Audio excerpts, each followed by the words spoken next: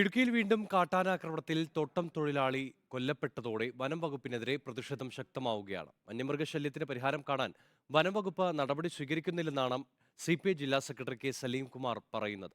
പ്രദേശത്ത് കാട്ടാന ഇറങ്ങുന്ന വിവരം അറിയിക്കാനുള്ള മെസ്സേജ് അലർട്ട് സംവിധാനം പോലും പ്രവർത്തിക്കുന്നില്ലെന്നാണ് സലീംകുമാർ റിപ്പോർട്ടറിനോട് വ്യക്തമാക്കിയത്. കഴിഞ്ഞ വർഷം ഇടുക്കിയിൽ ഏറ്റവും വലിയ വിവാദമായ വിഷയം വന്യമൃഗശല്യമായിരുന്നു. വനം വകുപ്പ് വാച്ചർ ശക്തിവേൽ മരണപ്പെട്ടതുമായി ബന്ധപ്പെട്ട് ഉയർന്ന പ്രതിഷേധം അരിക്കൊമ്പന്റെ മലയിറക്കത്തോടെയാണ് ശമിച്ചത്. എന്നാൽ ഇതിനുശേഷവും കാട്ടാന ആക്രമണം തടയുന്നതിന് വനം വകുപ്പ് കാര്യമായ പദ്ധതികൾ നടപ്പിലാക്കിയില്ല. അതിന്റെ ഏറ്റവും വലിയ ഉദാഹരണമാണ് ഇന്നലെ തോട്ടത്തിൽ ജോലിക്ക് പോയ പന്നിയാർ എസ്റ്റേറ്റിൽ താമസിക്കുന്ന പരിമളത്തെ കാട്ടാന കൊലപ്പെടുത്തിയത്.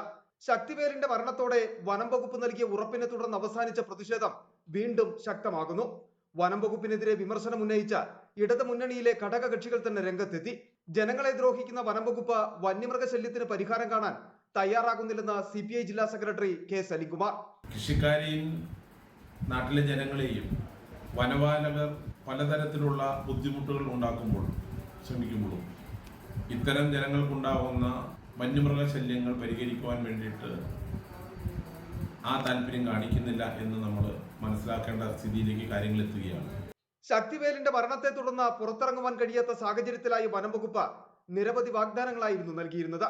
അരിക്കൊമ്പൻ തകർത്ത വീടുകൾ ഉടൻ പുനർനിർമ്മിക്കുമെന്ന് പറഞ്ഞിരുന്നെങ്കിലും BL റാവിലെ ഒരു വീട് മാത്രമാണ് അറ്റകുറ്റപ്പണി നടത്തി നൽകിയത്. കൃഷിനാശമുണ്ടായ കർഷകർക്ക് ₹1 പോലും നഷ്ടപരിഹാരം നൽകിയിട്ടില്ല. സ്പെഷ്യൽ RRTയും സദാ രാത്രിപകൽ വ്യത്യാസമില്ലാത്ത കാട്ടാന നിരീക്ഷണവും എല്ലാം പ്രഖ്യാപനങ്ങൾ മാത്രമായി. മൂന്നാർ DFO സർക്കാരിന് നൽകിയ 2 കോടിയുടെ പദ്ധതിയും എങ്ങും എത്തിയിട്ടില്ല. ഈ സാഹചര്യത്തിലാണ് വീണ്ടും മനുഷ്യജീവനുകൾ ആനക്കലിയിൽ പൊലിയുന്നത്. ഇതിനെതിരെയാണ് ഇപ്പോൾ വീണ്ടും പ്രതിഷേധം ശക്തമാകുന്നത്. Reporter Sandeep Rajakkad, in reporter, Idukki.